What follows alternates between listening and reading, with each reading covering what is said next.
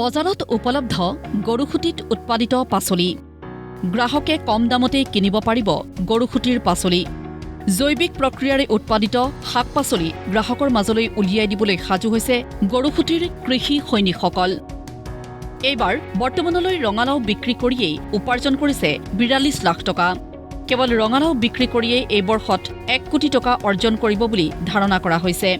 আমাৰ যিখিনি পাচলি আছে আমি এটা লেচেৰা মাহ বিক্ৰী কৰি আছোঁ ৩০ টকা কেজি ভেন্দি বিক্ৰী কৰি আছোঁ ৩০ টকা কেজি আপোনাৰ পানীলাও বেচি আছোঁ ৮ টকাৰ পৰা ১২ টকা পাৰ পিচ পানীলাও আপোনাৰ ৰঙালাও গৈ আছে ১৫ পৰা ২০ টকা কেজি এইটো দৰত আমাৰ বৰ্তমান বিক্ৰী হৈ আছে আমাৰ ২০৫ বিঘা ৰঙালাও আমি ৪২ লাখ টকাত ইতিমধ্যে বিক্ৰী কৰিলোঁ আৰু ১৭০ বিঘা ৰঙালাও আমাৰ এতিয়া বিক্ৰী কৰিব বাকী আছে লহপহকৈ বাঢ়িছে প্ৰতিবিধ খেতি ৰঙালাওৱে চাব নে বেঙেনাৰ খেতিয়ে চাব কল খেতিয়ে চাব নে অন্য খেতি চাব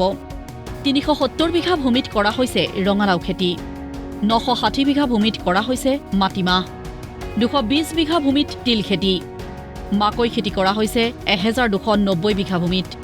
সৰিয়হৰ খেতি কৰিছে ৭০০ বিঘা ভূমিত লগতে আছে বিভিন্ন ৰকমৰ শাক-পাচলিৰ খেতি মীন পালন গিৰ গাই আৰু গাহৰি পালনৰ দ্বাৰাও উপাৰ্জন বৃদ্ধিৰ প্ৰচেষ্টা অব্যাহত আছে আৰু এই বৃহৎ কৃষি প্ৰকল্পৰ সফল ৰূপায়ণৰ বাটত অহা সমস্যা সমাধানৰ লক্ষ্যৰে বৃহস্পতিবাৰে আয়োজন কৰা হয় পৰ্যালোচনা বৈঠক আজি গৰুখুটি প্ৰকল্পৰ আমাৰ যিখিনি অসুবিধা আছিলে যাতায়াতৰ অসুবিধা আছে ইৰিগেশ্যনৰ অসুবিধা আছে আৰু আমাৰ এটা ৰাস্তা বনোৱাৰ কথা আছে ইয়াৰ ওচৰৰ মানুহৰ কাৰণে গতিকে সেইকাৰণে এটাইকেইটা ডিপাৰ্টমেণ্টৰ মানুহ তাৰোপৰি নদী আমি প্ৰটেকশ্যনৰ কথা আছে সেইকাৰণে জলসম্পদ বিভাগৰ মানুহ মতা হৈছে গতিকে সকলো ডিপাৰ্টমেণ্টকে যিহেতু জড়িত কৰি পেলাই এই প্ৰকল্পটো আগুৱাৰ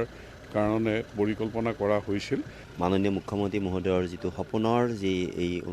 অনুষ্ঠানটো বা সমবায়খন আজি আমি মানে সদৰ্ভে ঘোষণা কৰিব পৰা হৈছোঁ যে যোৱাবেলি আমি প্ৰায় ১.৫ কোটি টকা আমাৰ আয় হৈছে এইবাৰ কিন্তু প্ৰায় ৫ কোটি টকাৰ লক্ষ্যৰে আয় হোৱাৰ লক্ষ্যৰে আমি আগবাঢ়িছোঁ বিগত বৰ্ষত গৰুখুটি প্ৰকল্পৰ পাচলি বিক্ৰী কৰি সমবায় সমিতিখনে লাভ কৰিছিল ১ কোটি টকা এইবাৰ উপাৰ্জনৰ পৰিমাণ ৫ কোটি টকালৈ বৃদ্ধিৰ পৰিকল্পনা কৰা হৈছে ইয়াৰ বাবে কৃষকৰ দক্ষতা বৃদ্ধি স্থানীয় লোকক স্বাৱলম্বী কৰাৰ ক্ষেত্ৰত কৰা হয় আলোচনা পৰ্যালোচনা সভাত উপস্থিত থাকি গৰুখুটি কৃষি প্ৰকল্পৰ অধ্যক্ষ তথা বিধায়ক পদ্ম হাজৰিকাই ক'লে ইণ্টিগ্ৰেটেড ফাৰ্মৰ নতুন পৰিকল্পনাৰ কথাও আমি আগতেই কৈছোঁ যে গৰুখুটি প্ৰকল্পটো আগুৱাই যাওঁতে কিছু সময়ৰ প্ৰয়োজন হ'ব কিন্তু খুব ভাল ৰিজাল্ট এটা যে থলুৱা যুৱকক সংগঠিত কৰি যিটো কৃষি কৰ্ম পথাৰ আৰু বজাৰ দখল কৰা যিটো পৰিকল্পনা মুখ্যমন্ত্ৰী ডাঙৰীয়ে যিটো সপোন বাস্তৱত ৰূপায়িত কৰিবৰ কাৰণে আমি লাহে লাহে গতিত ত্বৰান্বিত কৰিছোঁ এইবাৰ আপোনালোকে খবৰ নিশ্চয় পাইছে যে শাক চব্জি আগৰ নিচিনা নহয় এতিয়া ৰঙালাও বিক্ৰী কৰি আমি এই মুহূৰ্তত ৪২ লাখ টকাৰ ওপৰ পাইছোঁ আমি হয়তো কোটি টকাৰ ওচৰ ৰঙালাও বিক্ৰী কৰি পামগৈ নহয় এইখনৰ ইতিমধ্যে ছাৰ্ভে চলি আছে আমাৰ